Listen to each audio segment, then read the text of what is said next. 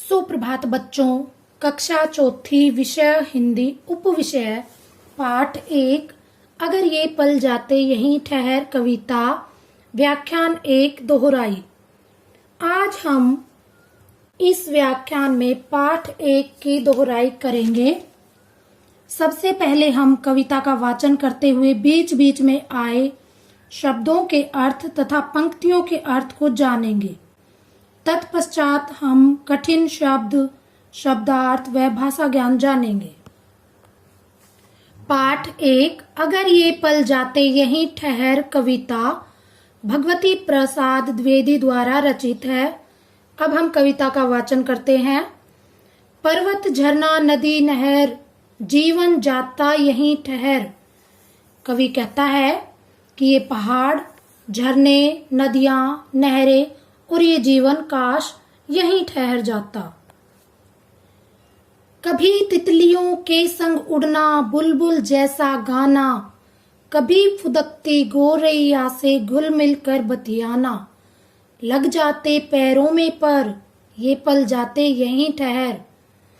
कवि कहता है कि काश ये बचपन के दिन यहीं ठहर जाते तो मैं तितलियों के पीछे पीछे दौड़ता, बुलबुल के जैसा गाना गाता और कभी उछलती हुई गोरैया से घुल मिलकर बातें करता और मेरे पैरों में मानो पंख लग जाते। काश ये दिन यहीं ठहर जाते।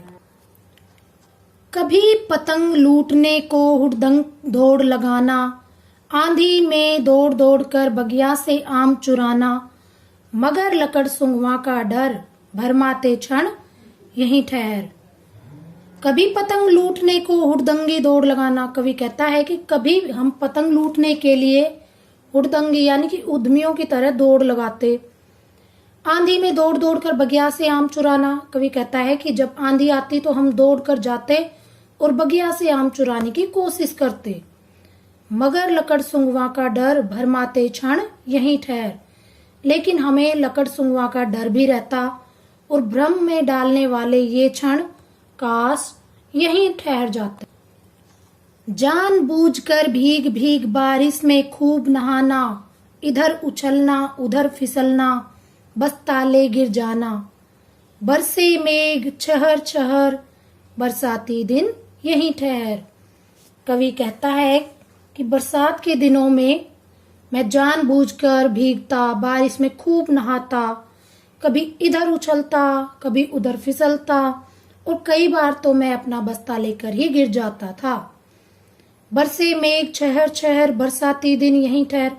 कवि कहता है कि बारिश की बूंदें बिखर बिखर कर गिरती हैं और काश ये बरसाती दिन यहीं ठहर जाते तो कितना अच्छा होता। ताल तलैया में कागज की नैया का तैराना, कुत्ते बिल्ली बछड़ों को ललकार खूब दौड़ाना, मेंढक बन करते ट्र रट्टू मनवा यहीं ठहर। कवि कहता है कि हम छोटे और बड़े तालाबों में कागज की नाव बनाकर तैराते थे। कई बार कुत्ते बिल्ली और बछड़ों को अपने पीछे दौड़ाने के लिए उन्हें ललकारते थे। कई बार हम मेंढक की आवाज निकालते थे। काश ये रटने वाला मन यहीं ठहर जाता। दादी माँ से जिद कर नियमित कथा कहानी सुनना, राजा रानी परी लोक के अनगिनत किस्से बुनना, खरहे सा भागता पहर, रुक जा थम जा यहीं ठहर। कवि कहता है कि बचपन में मैं दादी माँ से हर रोज कहानी सुनने के लिए जिद करता, कभी राजा रानी और परीलोक के अनगिनत किस्से स्वयं ही बना देता। खरगोश की तरह भागता हुआ ये पहर, काश रुक जाए थम जाए यहीं ठहर जाए।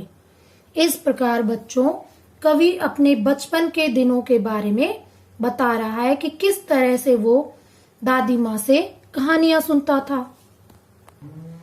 बच्चों अब हम कविता में आए कठिन शब्द जानेंगे।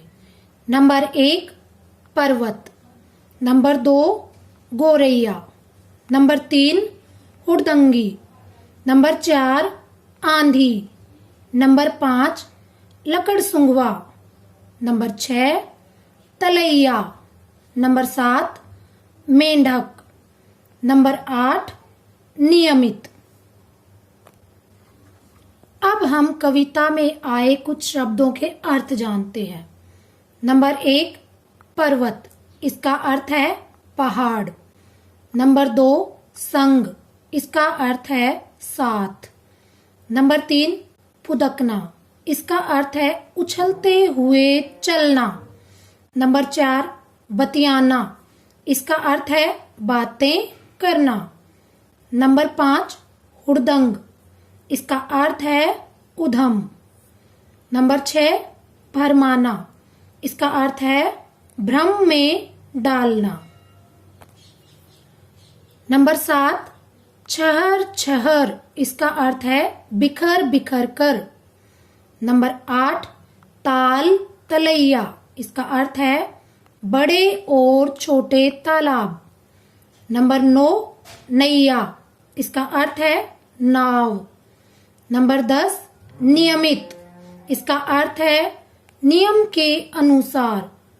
नंबर 11 है परीलोक, इसका अर्थ है परियों की दुनिया। नंबर 12 है बुनना, इसका अर्थ है रूप देना। नंबर 13 है खरहा, इसका अर्थ है खरगोश। बच्चों, अब हम कविता में आए प्रश्नों के उत्तरों के बारे में जानेंगे। प्रश्न 1, निम्नलिखित प्रश्नों के उत्तर लिखिए। क, बगिया में कवि को किसका डर लगता था?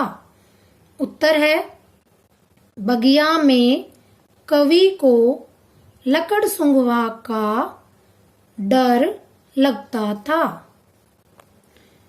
प्रश्न ख, बारिश के मौसम में कवि को क्या क्या करना अच्छा लगता था?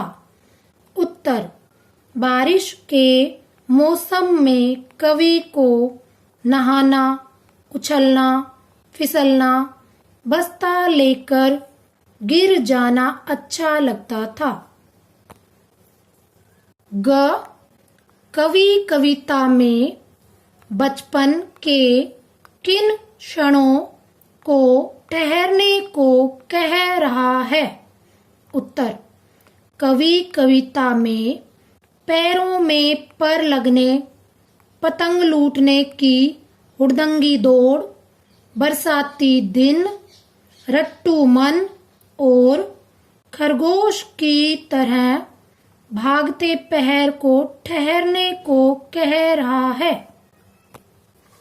घ, कवि के बचपन की कौन कौन सी बातें आपको भी अच्छी लगी?